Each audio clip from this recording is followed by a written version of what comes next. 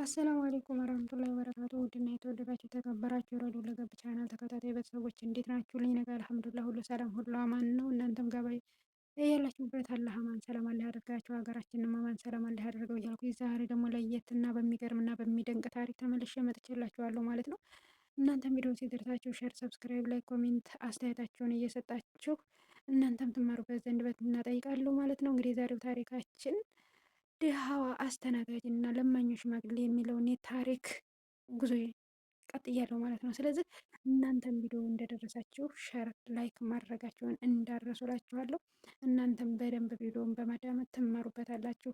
አንዳንድ ጊዜ ህይወታችን ወደ ኋላ መለስ አድርገን የምንዳስበትና የምናይበት አንዳንድ ታሪኮች ለእኛ እጅጉን በጣም ጠቃሚና ወሳኝ የሆኑ ናቸውና ቪዲዮዎች ማየትና ወይም ደግሞ አጠገባችን መድረሳቸው ብቻ ሳይሆን ጥቅሙ ማዳመጥና ማየት ተግባሩ ለኛ በጣም እጅግ በጣም ጠቃሚ ነው እላችኋለሁ ውዶችዬ።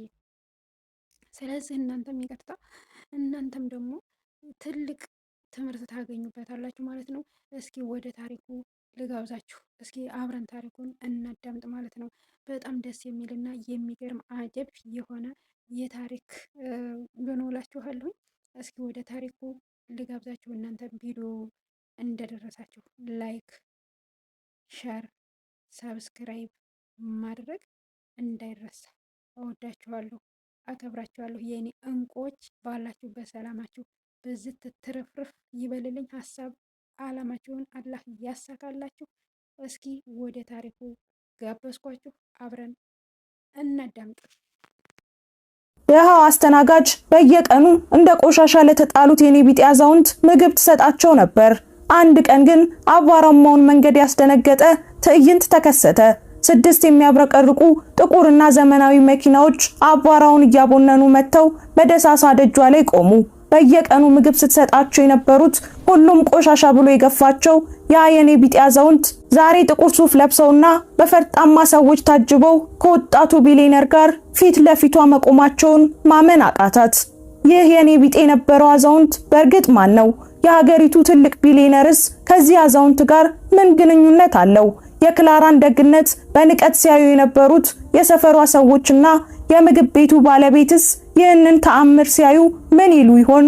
ዛሬ እጅግ በጣም ልብ አንጠልጣይ የሆነ ድንቅ እውነተኛ ታሪክ ይዘንላችሁ ቀርበናል። ከመጀመራችን በፊት ቪዲዮን ላይክ፣ ቻናሉን ሰብስክራይብ በማድረግ አብሮነታችሁን አሳዩን። ይህንን አስደናቂ ታሪክም ከየት ሆናችሁ እየተመለከታችሁት እንደሆነ ኮሜንት ላይ ጻፉልን። አሁን ወደ ታሪካችን እንለፍ። ክላራ የህይወት ውጣ ውረድ ገና በለጋነቷ የመታት ምስኪን ወጣት ናት። ብቸኛ ናት። በዚች ሰፊ ዓለም ላይ የሚጠጋት ዘመድም ሆነ አይዞሽ የሚላት ወዳጅ የላትም። የምትኖረው ከቆርቆሮና ከጭቃ በተሰራች ዝናብ እንኳን በማትከላከል ደሳሳ ጎጆ ውስጥ ነው።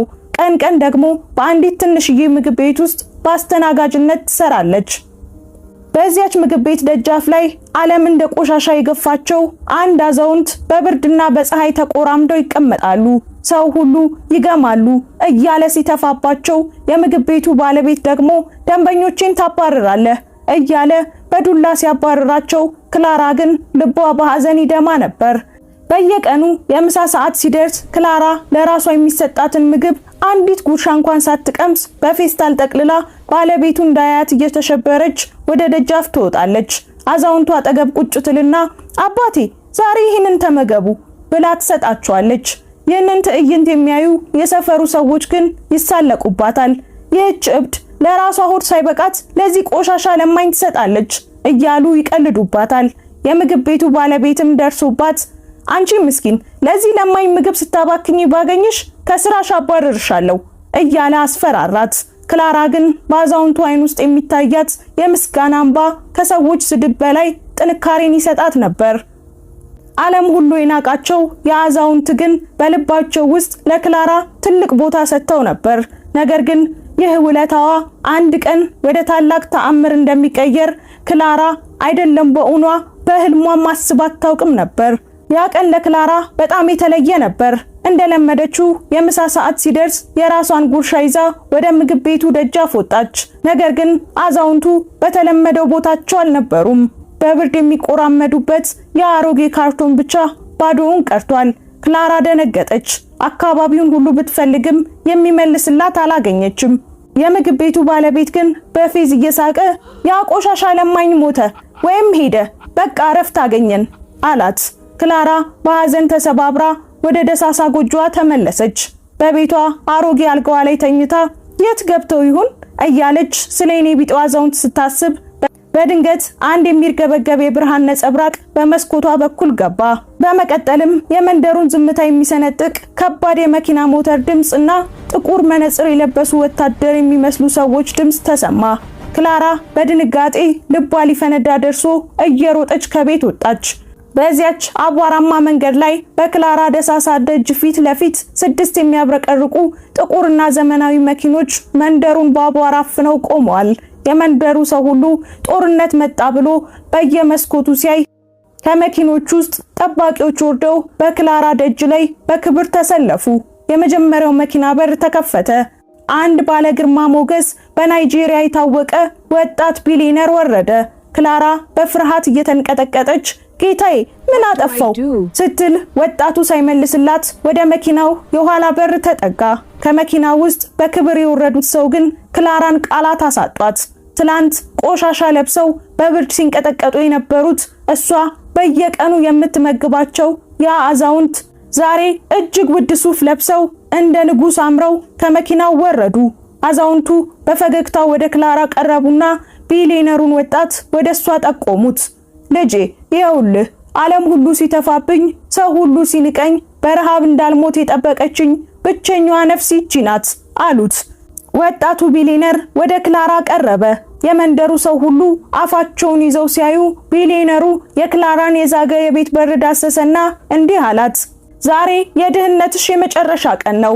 አንቺ አባቴን አትርፈሽልኛል፣ እኔ ደግሞ ዓለምሽን እቀይረዋለሁ አላት። ክላራ ማመን አቃታት። ትላንት ሲሳለቁባት የነበሩ የሰፈር ሰዎችና የምግብ ቤቱ ባለቤት ዛሬ በክላራ ደጅ ቆመው በቅናትና በድንጋጤ ሁኔታውን ይመለከቱ ነበር። ክላራ አሁንም በድንጋጤ ውስጥ ሆና እንዴት ሊሆን ይችላል ብላ ወጣቱን ቢሊየነር ጠየቀችው። ክላራ አባቴ በደረሰበት አስከፊ መኪና አደጋ አብረውት የነበሩ ሰዎች ሲሞቱ እሱ ግን በተአምር ተረፈ። ነገር ግን በአደጋው ጭንቅላቱ ላይ በደረሰ ጉዳት ምክንያት የማስታወስ ችሎታውን አጣ። ወጣቱ ቢሊየነር ቀጠለ። አባቴ ማንነቱን፣ ቤቱንና እኔ ልጁ መሆኔን ጭምር ረሳ። ከአደጋ በኋላ ለረጅም ጊዜ ሲንከራተት ከከተማ ከተማ ሲዞር በመጨረሻም በዚህች አቧራማ መንደር ውስጥ ለማኝ ሆኖ ወደቀ። እኔ ለዓመታት በየሀገሩ በየሆስፒታሉና በየፖሊስ ጣቢያው ስፈልገው ነበር። ዓለም ሁሉ ግን ሞቷል ብሎ ተስፋ አስቆርጦኝ ነበር። አዛውንቱ የልጃቸውን እጅ ይዘው ወደ ክላራ ተመለከቱ። ልጄ ስሜና ቤቴን ብረሳውም ያንቺን ደግነት ግን ልቤ መዝግቦት ነበር። የማስታወስ ችሎታዬ ትላንት በድንገት ሲመለስ ከስሜና ከልጄ ስም በኋላ መጀመሪያ የጠራሁት ያንቺን ስም ነበር። ቢሊየነሩ ወጣት ቀጠለ። ትላንት ማታ በድንገት ስልክ ተደወለልኝ። አባቴ በህይወት መኖሩን ሲነገረኝ ማመን አቃተኝ። ቆይቶ ግን አባቴ የነገረኝ ነገር ይበልጥ አስለቀሰኝ። ልጄ በህይወትና በሞት መካከል ሆኜ ዓለም ሁሉ ፊቱን አዙሮብኝ ሳለ ልክ እንደ ልጅ የተንከባከበችኝ አንዲት ምስኪን ልጅ አለች አለኝ። ለዛም ነው አንቺን ፍለጋ የመጣሁት አላት። ወጣቱ ቢሊየነር የክላራን እጅ ይዞ ከዚያች የዛገች ደሳሳ ጎጆ አወጣት። የመንደሩ ሰው ሁሉ በአግራሞት አያቸው። ክላራን ይዞ ወደ ቅንጡ ቤቱ ወሰዳት። መጀመሪያ ያደረገላት ነገር ግን አስገራሚ ነበር። በከተማው እምብርት ላይ ዘመናዊ እጅግ ግዙፍ የሆነ ክላራ የሚል ስያሜ የተሰጠው ምግብ ቤት ከፈተላት። ትላንት ሰው እንዳይሽ ተሸሽገሽ ሌላውን ስትመግቢ ነበር። ዛሬ ግን ዓለም እያየሽ ብዙዎችን በዚህ መመገብ ትችያለሽ አላት። በተጨማሪም ዘመናዊ መኪናና የሚያምር ቪላ ቤት ሰጣት። ነገር ግን ትልቁ ሽልማት ቁሳቁስ አልነበረም። ክላራ ወደ ቢሊየነሩ ግቢ ስትገባ የአዛውንት እንደ አባት አቀፏት። ልጄ ትላንት ከራስሽ ጉርሻ ቀንሰሽ መግበሽኛል፣ ዛሬ ደግሞ የኔ እውነተኛ ልጄ ሆነሽ በክብር ትኖሪያለሽ አሏት። ጊዜያት አለፉ። ወጣቱ ቢሊየነር በክላራ ንጹህ ልብና ለሰዎች ባላት ርህራሄ ክፉኛ ተማረከ። ቆንጆ ፊት በየቦታው ይገኛል፣ ቆንጆ ልብ ግን ብርቅ ነው በማለት የትዳር ጥያቄ አቀረበላት። ብዙም ሳይቆይ ትላንት በአቧራማው መንደር በአስተናጋጅነት ትናቅ የነበረችው ምስኪኗ ደሃዋ ክላራ የቢሊዮነሩ ሚስትና የቤተሰቡ ንግስት ሆነች። ያ ክፉ የምግብ ቤት ባለቤትና በክላራ ላይ ይሳለቁ የነበሩ የሰፈር ሰዎች ዛሬ የእሷን እርዳታ ለማግኘት በደጇ ይሰለፋሉ።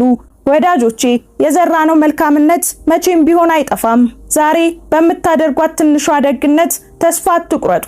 ምክንያቱም ፈጣሪ የደግነትን ዋጋ የሚከፍልበት የራሱ አስገራሚ መንገድ አለው።